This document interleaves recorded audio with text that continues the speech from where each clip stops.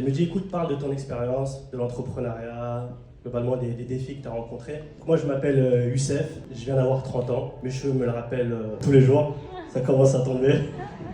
Et j'ai créé Coûte que coûte. Coûte que coûte, c'est une école inclusive. On forme des business développeurs dans le monde des hautes technologies. Donc on va sourcer des profils issus des quartiers populaires, des personnes éloignées de l'emploi, en reconversion professionnelle, qui viennent des milieux parfois un peu difficiles, qui n'ont pas les codes, les bons savoir-faire ou le savoir-être. On les accompagne sur un parcours de 15 mois. On les forme pendant 3 mois intensifs pour leur donner les bons savoir-faire, les bons savoir-être, et ensuite un parcours d'alternance dans les entreprises partenaires. À côté de ça, je suis aussi conseiller municipal dans la ville dans laquelle j'ai grandi. Sans que je suis né au Maroc, à Casablanca, j'ai toujours été engagé naturellement sur ces sujets-là. C'est pour ça que je suis conseiller sur les délégations de l'emploi, du numérique et de la jeunesse.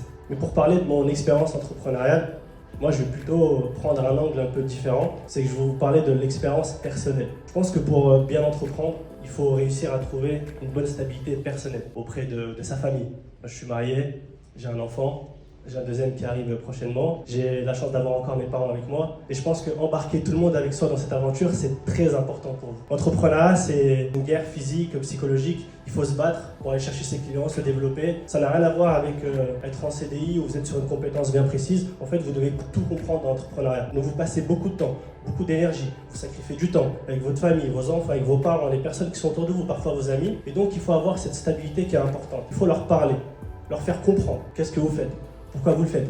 Moi, le jour où je me suis lancé, mon père il m'a dit t'es sûr que tu vas entreprendre? Tu travailles dans un grand groupe américain, tu gagnes très bien ta vie, tu as une belle voiture. Normalement, ceux qui entreprennent, c'est des personnes qui n'ont plus rien à perdre dans leur vie. Tu n'entreprends pas alors que tout va bien pour toi. Je dis papa, ça va marcher. Parce qu'en fait, on est engagé, on va faire les choses bien. Fais-moi confiance, ça va marcher. Et je lui explique. Il y a des personnes qui me disent non, moi, mon père, ma mère, ils ne comprennent pas. Je ne vais pas leur parler de ce que je fais. Si moi, mes parents, je leur explique. Ils ont fait le nettoyage toute leur vie. Mais je peux vous dire qu'ils comprennent mieux que n'importe qui ce que je fais au quotidien. Et ça, c'est un engagement qui est important.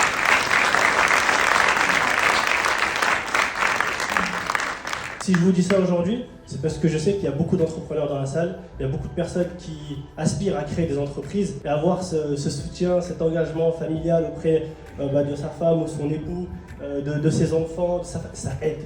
Franchement, ça aide. Parce qu'il y a des périodes qui sont difficiles. Payer les salaires, les factures, la compta, la gestion au quotidien, on doit tout comprendre. Il y a des périodes qui sont difficiles.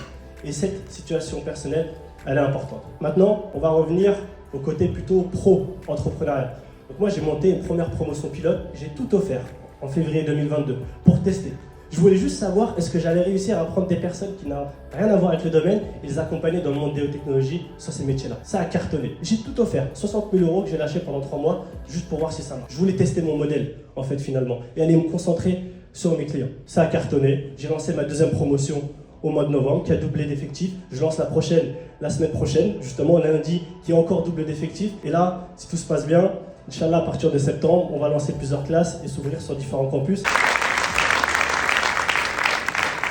Je vais finir sur une dernière chose très importante. Aujourd'hui, c'est à la mode, les levées de fonds. Tout le monde veut lever des fonds. Et parfois, on a l'impression que lorsqu'on ne lève pas de fonds, on est mis de côté, on n'est pas aidé. Moi, je n'ai pas levé de fonds jusqu'ici. Même s'il y a des investisseurs qui veulent investir au quotidien, essayez de comprendre votre modèle. Essayez d'avoir une logique de gestionnaire. Essayez d'optimiser les choses et vous concentrer sur vos clients. Si vous vous concentrez à lever des fonds, vous allez vous concentrer à lever des fonds. Donc c'est bien, vous allez réussir, mais vous n'aurez pas de clients à la fin. Concentrez-vous pour trouver vos clients, c'est ça le plus important, et faire en sorte de leur apporter un service de qualité. Et c'est ce qu'on fait nous chez Coûte que coûte.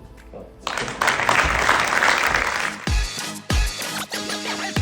Réseau pro, à peu près 10 millions de vues par mois, et ça aide beaucoup en fait au quotidien, parce que très rapidement tu peux propager le message. Donc si vous savez que vous voulez entreprendre, n'attendez pas le jour de vous lancer pour vous lancer. Commencez déjà à vous préparer à cet entrepreneuriat. Donc pour moi, préparation, c'est la chose numéro 1 à faire. Je vais t'apporter 2 éléments de réponse. Premièrement, on met beaucoup de cœur. Donc si aujourd'hui on continue à se développer, c'est que du bouche à oreille. C'est-à-dire que chaque personne qui passe chez nous, on met du cœur, de l'énergie pour les accompagner et faire en sorte que demain, ces personnes-là aient cartonné. Et ça, c'est important, parce que les personnes le ressentent. Et quand je dis qu'on met du cœur, le cœur, c'est pas juste passer du temps avec eux, essayer de les motiver. C'est dans ce qu'on leur propose au quotidien, dans la formation. Et même si au démarrage, les budgets sont très serrés, on veut leur faire vivre une aventure qui soit exceptionnelle. On les a emmenés chez Microsoft il y a 3 semaines. On les emmène voyager, par exemple, on va en Normandie, c'est pas dans les Silicon Valley, mais on fait avec nos moyens. On les emmène en Normandie pendant 2 jours, découvrir un peu des beaux environnements. On essaye de prendre des formateurs de qualité. Moi, j'ai parlé avec des personnes, ils m'ont dit écoute, la formation, tu peux en faire un business qui crache uniquement du cash, tu prends les formateurs les moins chers et après tu débites, tu dis non, en fait, ça m'intéresse pas. Moi, je veux des personnes qui viennent parce qu'ils sont engagés. Il y a du business, mais c'est aussi un projet à impact, comme tu dis. Et pour ça, il faut beaucoup de rigueur. Il faut aussi de la patience. Tous les étudiants qui sont passés dans les promotions, c'est pas moi le formateur. Mais on m'a dit, Youssef, t'as une patience de fou, quoi. On n'a jamais vu quelqu'un d'aussi patient. Pourquoi? Parce que tu fais ça parce que c'est une mission de vie. Tu fais pas parce que tu as envie de gagner de l'argent. Si je voulais gagner de l'argent, franchement, je restais dans mon job avant et tranquille. Ma vie était peinard, je pouvais vivre comme je voulais. Tu fais ça parce que tu as une mission de vie, parce que tu veux aider les autres. Et donc forcément, quand tu as cet angle-là dans la tête, tout ce que tu fais, à chaque fois qu'il t'arrive une épreuve ou une difficulté, tu te dis, en fait, moi je suis là pour les autres, je suis pas là pour moi. Faut pas que je pense à moi, en fait. Faut que je pense à eux. Et donc on a cette patience et j'essaie de recruter des personnes qui sont aussi engagées dans cette dynamique-là. Que ce soit la directrice pédagogique, les équipes qui s'occupent de l'administratif, ceux qui s'occupent de la compta, ceux qui s'occupent du recrutement, du sourcing. En fait, je leur dis, si vous venez pour faire de la compta, de l'admin, du sourcing, vous n'êtes pas au bon endroit. En fait, vous venez parce que toi, tu sais que quand tu vas gérer un dossier administratif, tu vas permettre à quelqu'un de pouvoir s'en sortir dans sa vie. Toi, quand tu fais de la pédagogie, tu crées tes programmes de formation, c'est parce que tu sais que ton programme, il doit aider les autres à demain atterrir dans les meilleures entreprises du marché et réussir dans leur vie. Et en fait, chaque personne que tu recrutes doit insuffler, doit avoir cette énergie au quotidien pour se dire, tiens, en fait, je ne suis pas tout seul à porter cet engagement, c'est toute l'équipe qui le porte derrière. Donc, je ne sais pas si ça répond un peu à tes questions, mais voilà, peut-être.